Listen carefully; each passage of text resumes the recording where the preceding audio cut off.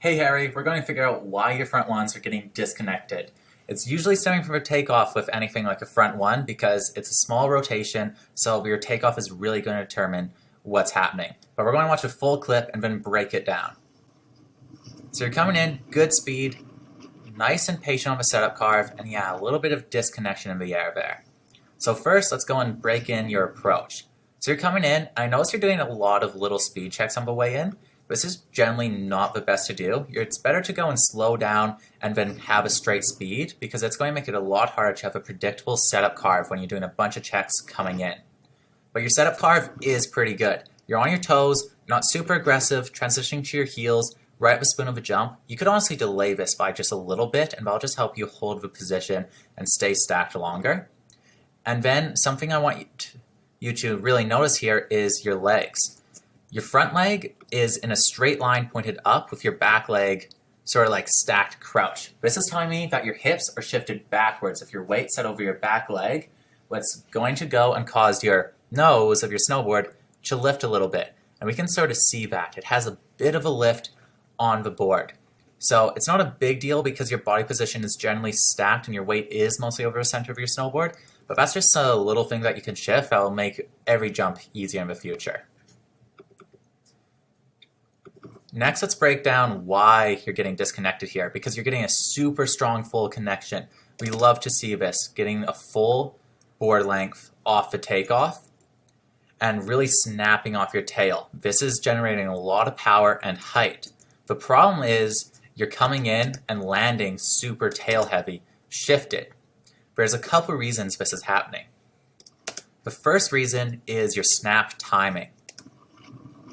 When you're snapping, you're opening your chest a little bit early. This is making it so when you come up the takeoff, your chest is like this, fully extended and open. What you want, but you're doing it a little bit too early. Because you're doing it so long, it makes it so you don't have any rotational force off the takeoff. This makes it so you have to use your arms to counter-rotate, making it hard to control the spin. I will just demonstrate this really quick with my own body.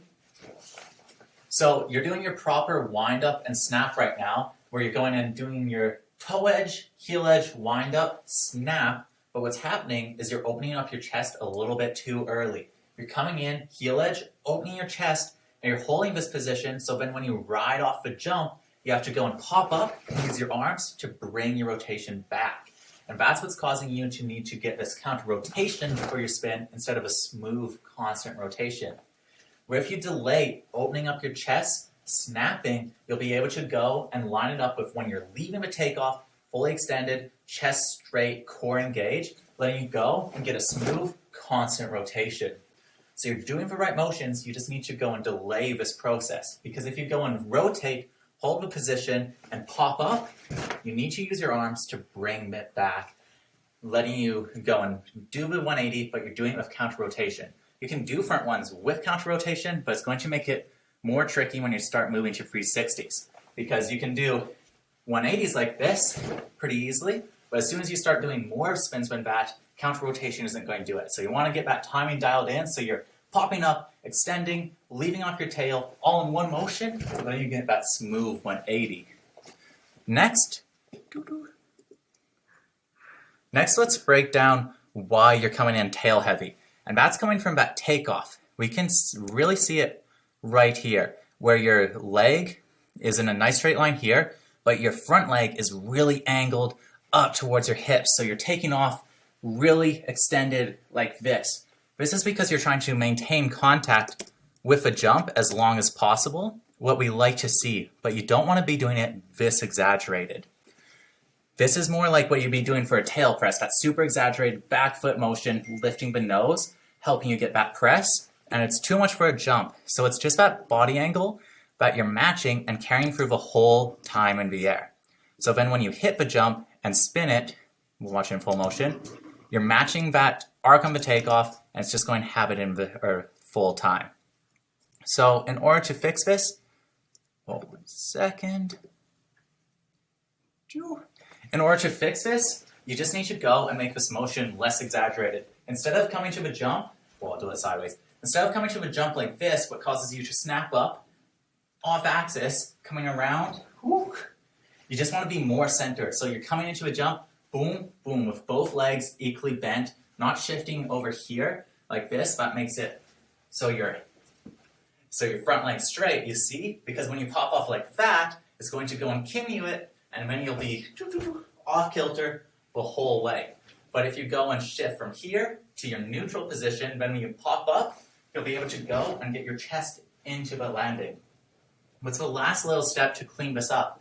Once you get your 180, so you can go and take off smooth with a constant rotation, it's time to really get your chest into that landing. We do that by going and taking off and shifting ourselves centered, even almost feeling forward. We're not going forward. We don't want to be, collapsing forward, but we just don't want to be leaning back, angled backwards, because if we're angled leaving off the back foot, it's going to do two things. First of all, it has our head looking upwards because our chest is up, making it hard to spot the knuckle.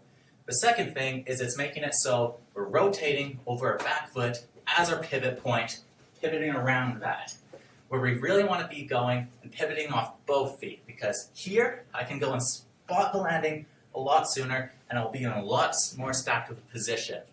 So even if I was using counter rotation here, I'm able to go and get my chest into the landing.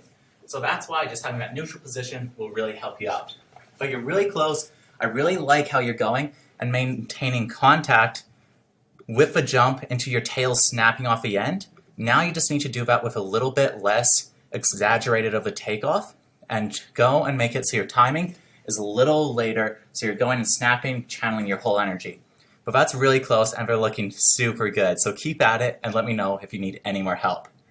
For anyone watching this is actually what we do for all of our Addiction Plus pro students. You can go and submit a video, we'll break it down and help you improve your riding. So if you're struggling with a trick and you don't know why, join Addiction Plus, submit a video, and we'll do a video analysis just for you.